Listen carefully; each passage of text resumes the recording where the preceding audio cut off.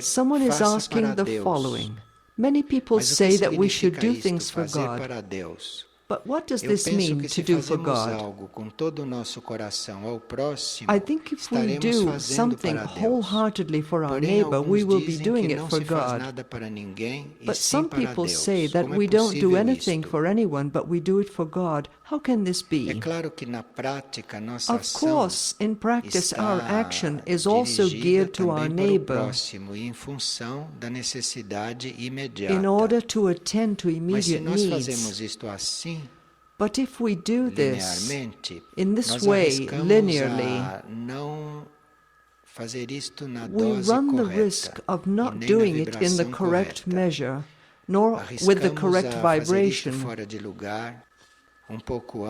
a little bit ahead or a little bit behind what was needed. All in all, it's not easy to get it right if we do things directly for our neighbor or directly to attend the need. This opens up a wide margin of errors because we only see one person and we see only a part of what is needed. So it is very difficult to do things exactly right. If we are willing to do everything for the one and only consciousness, if we keep this one consciousness in mind and within ourselves, if we do everything for this one and only, or for God, as some people say, if we do things for a higher plan, within this higher plan, within this one and only consciousness, we find everything and everyone.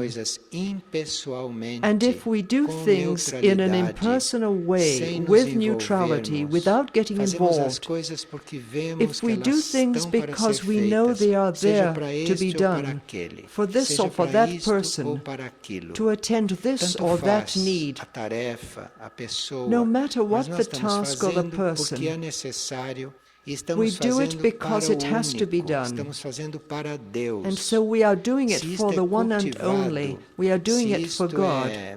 If we develop this, and if we achieve this, and if we really manage to act in this way, then things happen in a balanced way, in the correct measure, with the correct vibration at the right time. Because we are not seeing persons, nor situations, nor sectors. We are looking toward the one and only, the only equilibrium. We are doing things for the one and only. So if you do something and you don't get the result you hoped for, that doesn't bother you. That doesn't disappoint you. That doesn't discourage you. Because you were not doing it for the sake of what was needed, you were doing it for the one and only. And this one and only, this one consciousness, this great wisdom, this perfect equilibrium sends you the understanding. And then you realize that whatever you do for the one and only will never be wasted. It will never go astray, because it went into the one and only, and the one and only sent it there, where you would never have imagined, because where you intended it to go was not ready to receive it. And so that's why it didn't go there. The one and only receives this and sends it on, not simply where it's needed, but sends it to the one or to that which is prepared to receive it. So in the one and only, nothing is wasted. In the one and only, there are no errors. So if you're working for the earth or for people, or you are working directly in some area, you run the risk of working for something that's not going to come to anything. Because perhaps that situation was not prepared to receive what is being sent there. Or many disharmonious things could happen there. Now, if you offer this to the one and only, and really do it for the one and only, if what you do goes from you directly to the one and only, you'll see that it was right. Sometimes you don't know what happened to what you did, because the one and only, who is all wisdom, directed or channeled it to what you intended or to something else that you know nothing about. This relationship with the one and only, this relationship with things, is nourished very much in spiritual life. And this is an exercise we do when we are entering the fifth kingdom, which is the spiritual kingdom. And so if we are being elevated from the human kingdom to the spiritual kingdom, this is the first exercise.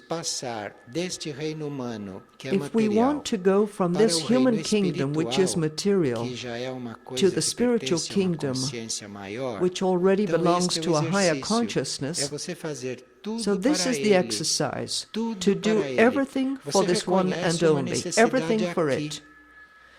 So you recognize a need here, and here you work and do what you can, except that you don't send it here. You send it up to the one and only. You offer it up to God. You do it for God. What will happen here is then going to be much more balanced. It's going to be much more harmonious. It's going to be much more just.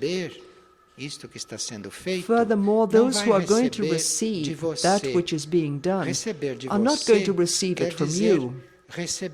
To receive it from you means they are going to receive it with all your vibration, with all your ego, with all your defects, with all your ailments, with all your imbalances, with all your human love.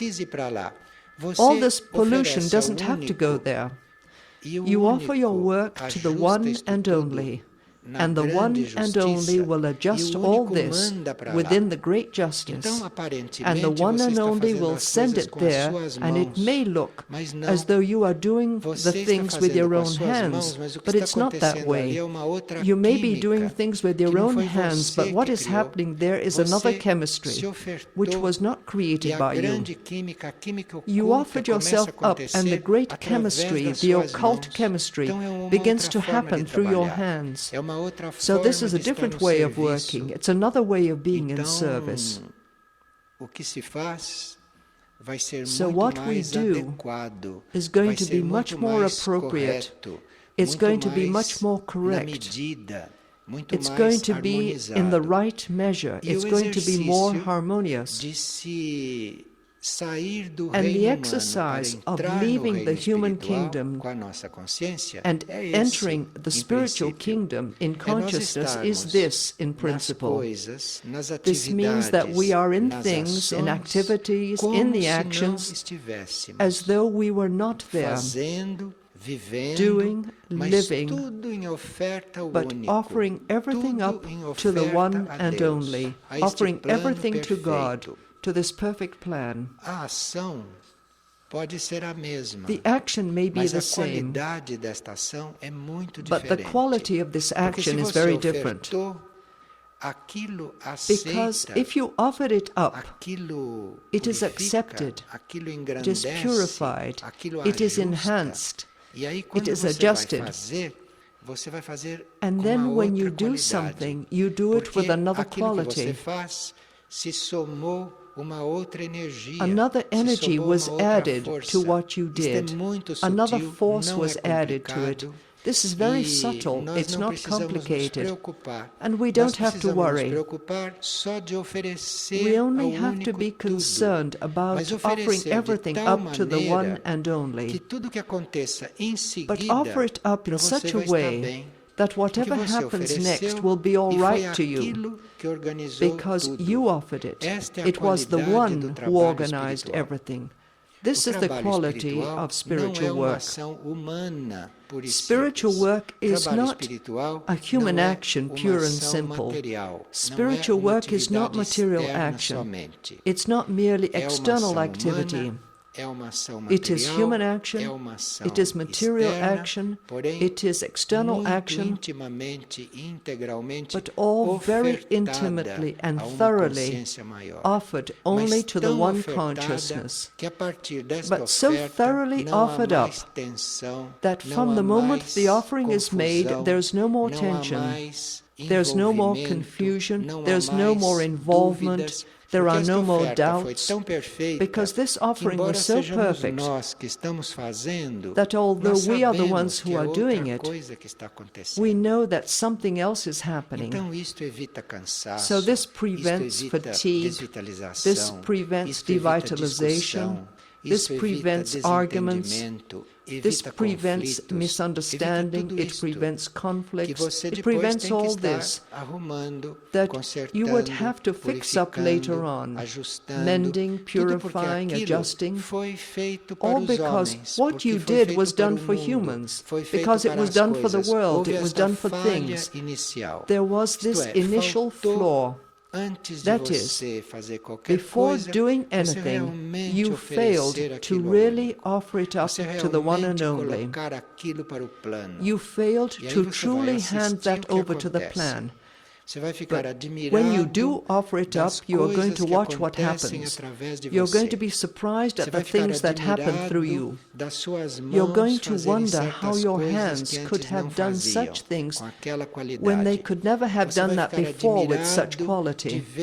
You're going to be surprised to see how you live tranquilly, how you live in simplicity, how you live without being bothered by the others, because you know that the others are included in this overall plan.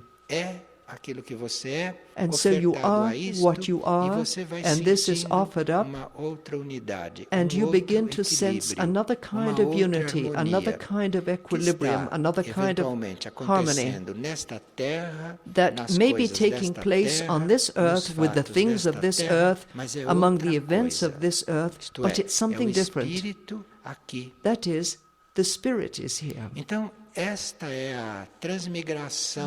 then, is the transmigration that we have to undergo in our consciousness from the human kingdom, which is none of this, is it? The human kingdom is this continual endeavor. The human kingdom is this continual struggle. It is this continual battle. The human kingdom is this continual conflict. So you have to get out of this to enter the other kingdom, the spiritual kingdom. The spiritual kingdom needs us to undergo this transmigration, because the spiritual kingdom has to be manifested here. Spiritual energy has to penetrate matter, and the human kingdom is the link for this to happen. Because the mineral kingdom can't do this, because it doesn't have this consciousness developed yet. The mineral kingdom still acts very basically. It doesn't have the consciousness to be able to do this yet. The plant kingdom can't do this either, or the animal kingdom. It's the human kingdom that has the consciousness that can perceive this and that can act as a link for this spiritual energy that comes from the all, that is one and only, that is perfect, that is pure. It's the human kingdom that has to act as the link for this spiritual energy to descend to matter, to come down here. Many of us should reflect on a certain point if we want to leave the human kingdom to enter the spiritual kingdom. In the human kingdom, when we are evolved and have goodwill, we do things because they are positive. This is characteristic of the evolved human kingdom. In the human kingdom, if I have something positive to do, if I have some kind of talent, if I have some kind of skill, I go out and carry that out within the evolved human kingdom. But in the spiritual kingdom, it's not this way. I may do certain things perfectly. I can have a very positive intention, very positive. Humanly, I carry this out and it's fine. Spiritually, it's not this way. Spiritually, I have to ask myself, even though this is really positive, even though this is well done, even though I have the skill, even though it's all very good, spiritually I have to ask if it's the right time to do that, and if it's the right place for that to be done. Can you see the difference between being human and being a little spiritual?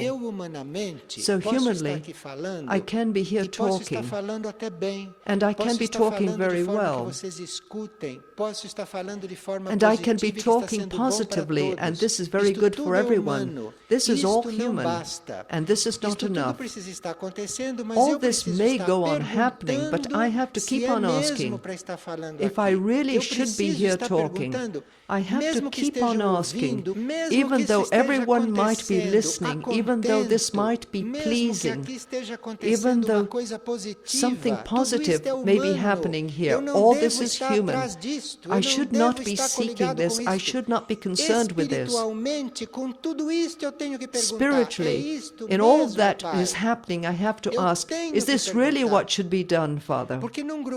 I have to ask because for a spiritual group, such capable people, such positive people, waste time, waste energy, doing wonderful things, doing good things. But this is not in the plan. This is not what has to be done at this time. This is not what has to be done now. This is not what was requested. Do you see what it means to leave the human kingdom and go into the other kingdom? In principle, this is what it means. As long as this does not happen, as long as I do not give up my human stage, the best possible, because if I don't reach the human kingdom the best possible, I cannot go on to the other kingdom. It's precisely those who reach this best level of the human kingdom, that is, the level of doing positive things, of doing good things, of doing useful things, of doing beautiful things. Those who reach this stage, which is the best that the human kingdom has to give, these people have to offer this up. They have to transcend this. They have to really ask, is this what I really should be doing? And invariably, you will hear the answer from the Spirit. No, my child, you should be doing something else, invariably. So those who are doing positive things, good things, beautiful things, don't think that these things are to be done here, now, at this moment, if you are in the spiritual kingdom. None of this is of any use. Because the spiritual kingdom is another level, other things, other events. It is another view of everything. It's a challenge, isn't it? This transition, it's a very big challenge. This is not a challenge for those who do things badly, because those who do things badly still have to go on in the human kingdom, incarnating and reincarnating or shuffling along until they do things well. Those who do things badly and indifferently, or don't do them at all, this all belongs to the human kingdom. This has to remain there, and it will stay there until all this has been resolved. So what is being said here is precisely for those humanly good people. It's precisely for those people who have already learned to do things, and who do things in an orderly way, who do things exactly, who do things punctually. There are some people like that, aren't there? People we can count on humanly. We can count on these people. And so these are the people we are addressing. But these people have to turn to this other kingdom. They have to turn to this other level and say, I am here. I surrender the best I am doing. And if this is a true surrender, right away you'll be doing completely different things. Right away. Now, if this is something we are still learning how to do, but without wanting it wholeheartedly or sincerely, because before we surrender and immediately let happen what is meant to happen to us, before this, we have to keep on surrendering for a long time without anything happening, because that surrender was not for real.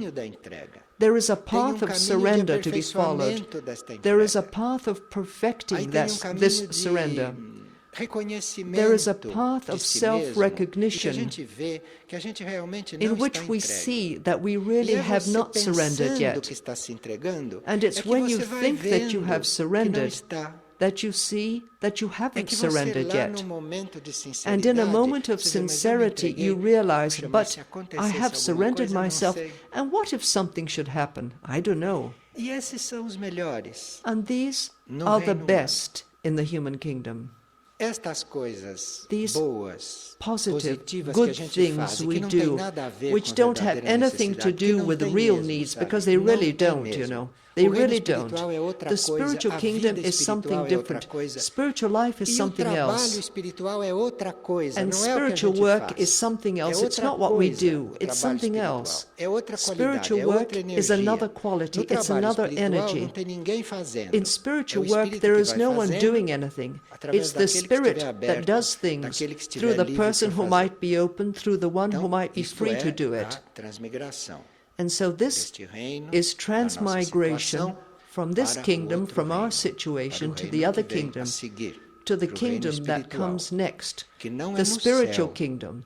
That is not in heaven. In heaven, it's more. It's the monadic kingdom, the divine kingdom. It's the spiritual kingdom that has to be brought here in this stage of evolution. It has to be brought here. But people hear these things and say, but it's not possible that I should be doing something so good, so well done, so positive, so useful, and this is not what's meant to be done. It really isn't. It never is. And if you are going through this transition, you easily recognize this because the Spirit sends you the understanding that this is not what is meant to be, and that you have to develop something else because there's something else that has to be done, which is not your own thing. It's something that is going to be done through you. And at this point, a great reconciliation descends upon us. When we discover this and say, that's the way it is to be, it's something that has to be done through me, this is when we become reconciled with everything, not before. Before, it was different. Everything was a struggle. Before, everything was competition within ourselves, with our own forces, with our own tendencies, with our own energy, with our own temperament, with our own being. It's all a competition. And this is human life in the best of cases. Because the cases that are not so good are not even being mentioned here. We're talking about the best human cases.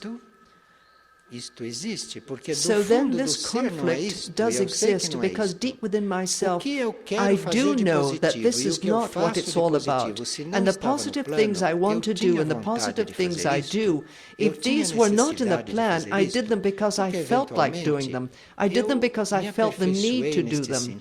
Because perhaps I perfected myself in doing them.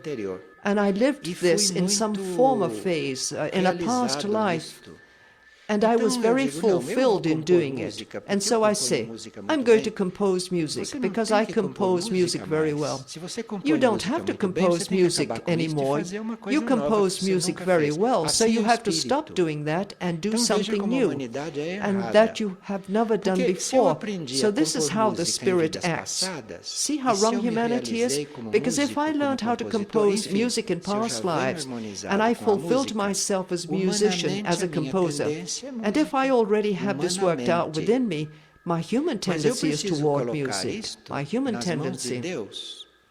But I have to put this into God's hands, because if this has already fulfilled in me what it had to do, now I have to manifest something different. And most of what we do, almost everything we do willingly, positively, because we think we are doing them well, are things that we did over and over in past lives.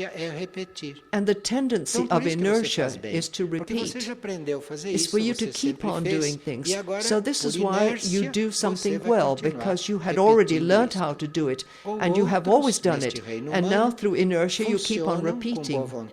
Or others in the human kingdom could do something in all goodwill and do it perfectly well, not because this was done in some past life, but it could be something that the person is foreseeing that should be done in the future. The person foresees this and presages something that should be done 20 years from now. The person senses this, and since this person has the ability to do this, he or she carries it out. But the person is doing something out of place. The person is doing something at the wrong time. He or she is not doing the thing at the right moment. And so this does not belong to the spiritual kingdom. This is the human kingdom. We don't have to stand still just because we've heard this. But we have to keep on moving, don't we? Always on the lookout, always vigilant, always attentive to the needs, because needs always show up. And if the need is not very clear, then don't do what you think you should do, because you could be wasting energy. And the one and only is not going to tell you to stop. The one and only is not going to tell you to stop, because your psychological mechanism in the human kingdom is very complicated. And if you are told to stop, then you're probably going to remark in that silly little voice, I'm frustrated. And since the one and only is not going to frustrate anyone, because it is very compassionate toward these silly little humans, so it lets you do your thing. And in spiritual groups, this gets to be very tiring, because we have to deal with all this, we have to unsettle things, we have to move things forward, we have to get something materialized, and we see that we are materializing something that is not meant to be, because we see that the person may become frustrated, because if he or she gets frustrated, it will take 2 or 3 incarnations for the person to get unfrustrated. So it's better to let it be and turn it all over to God. I'm sorry, I'm talking to a group that wants to be transported. So it has to see these things very clearly, doesn't it? Very calmly. If not, things will not really move. People keep on doing the best of things, people keep on doing the most positive things. They are admired, and others say, those people are really wonderful. To be considered wonderful by human beings. Just imagine how forbidding this is. The fifth kingdom is something else. So are we, or are we not going to move on? We are going, aren't we? Now someone is saying here that she is grateful from the bottom of her heart for everything that she is living and seeing. And when she heard a recent lecture, she became unsure, because she said that the group in her area is seriously committed to the work, but this group tends to do only inner work, to work inwardly, and that in her area there is no social aid network. And this person raises the doubt, how can we participate in this work by doing inner work, working only inwardly, without any social work outreach? If the inner work is well done, this is the best kind of service we can render, if it is really well done. Now, if you really do the inner work, and if it is the inner service, this is the best kind of service that can exist, you have to go through a learning experience. So if there is one real contemplative in the whole world, really in contemplation, this person is rendering more service than the rest of us put together, working all day long. Do you see? But it has to reach this stage, it has to reach this point. And until it gets there, until there is real inner service, until there is real contemplation, we have to balance out the two sides. We have to balance out external action and inner action. We have to equalize the two. Of course, the group is a human group.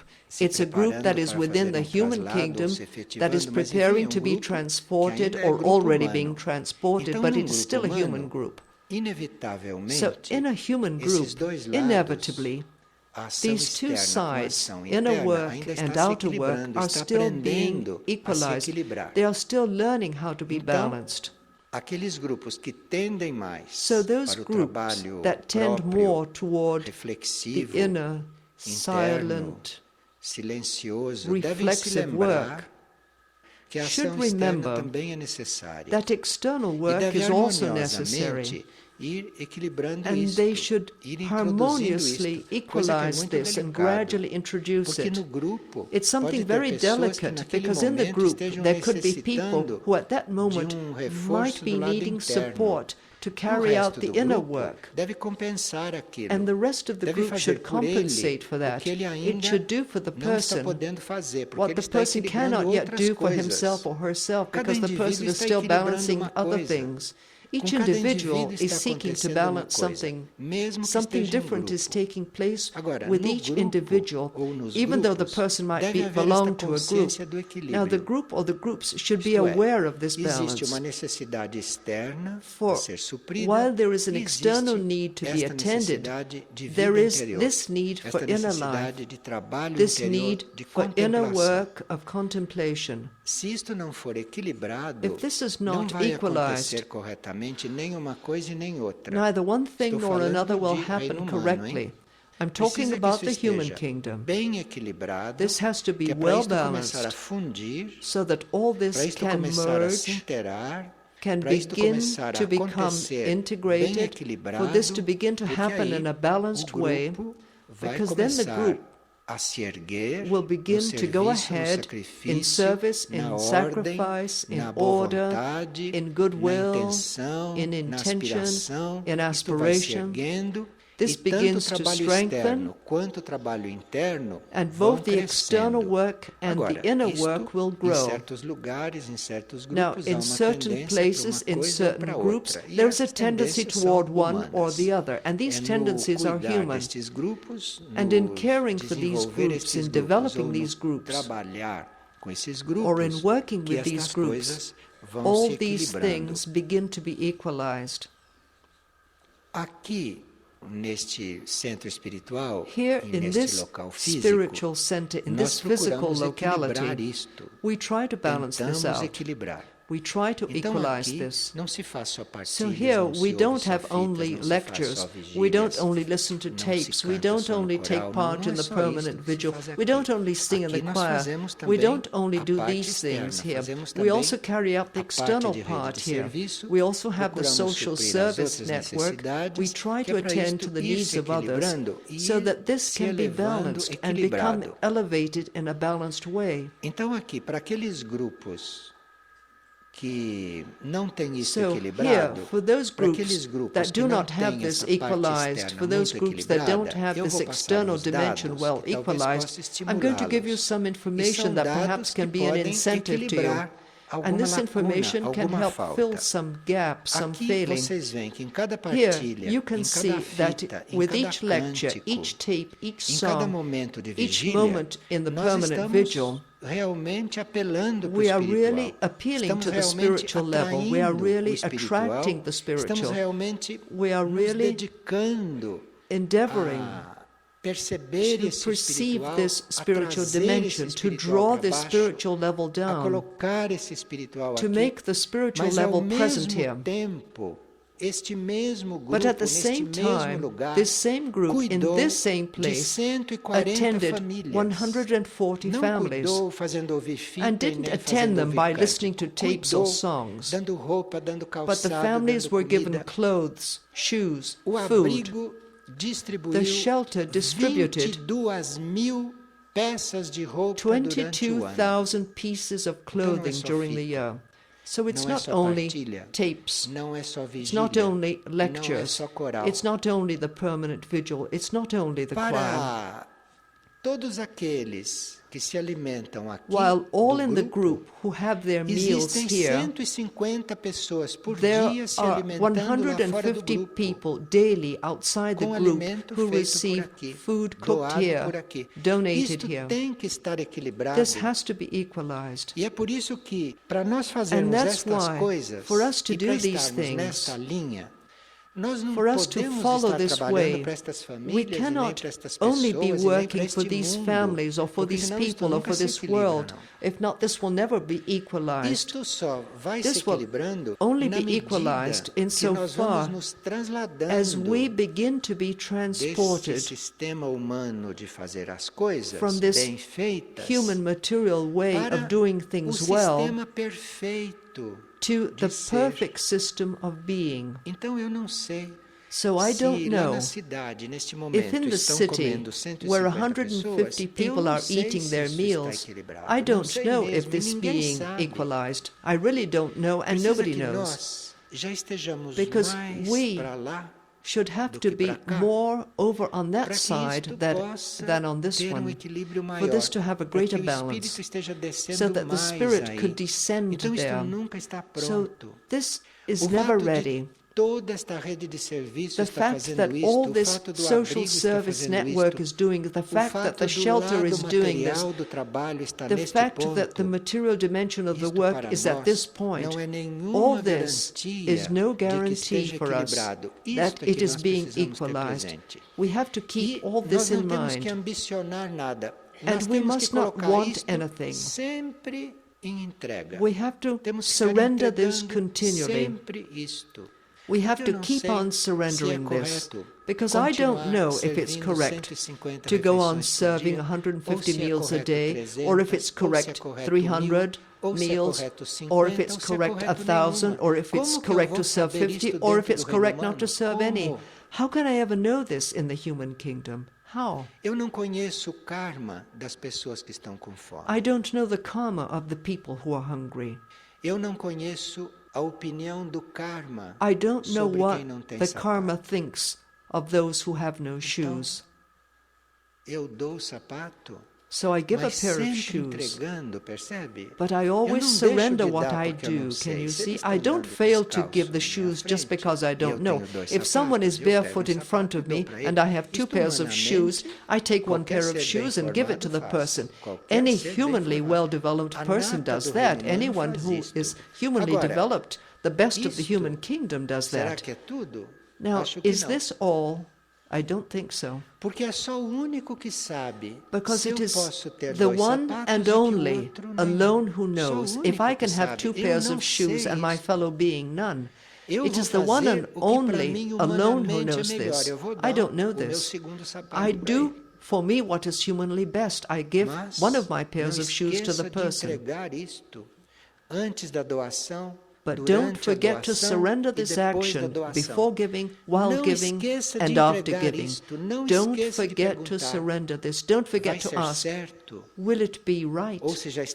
Or if you are giving, is this being the right thing? Or if you have already given it, was it right?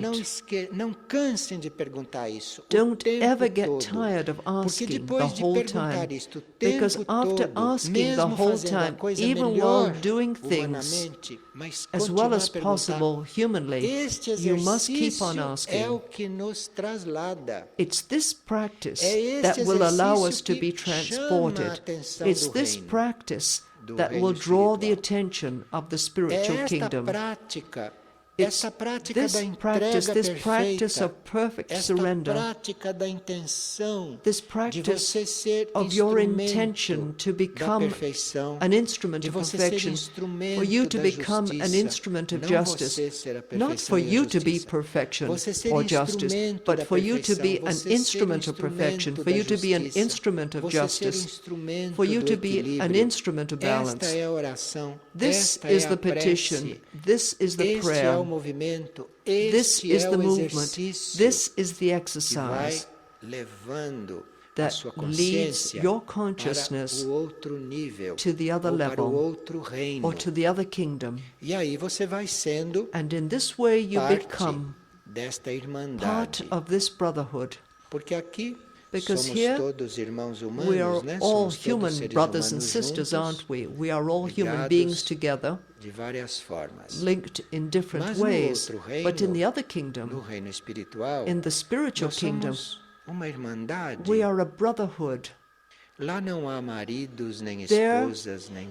are no husbands or wives or parents or children or in-laws or cousins or friends.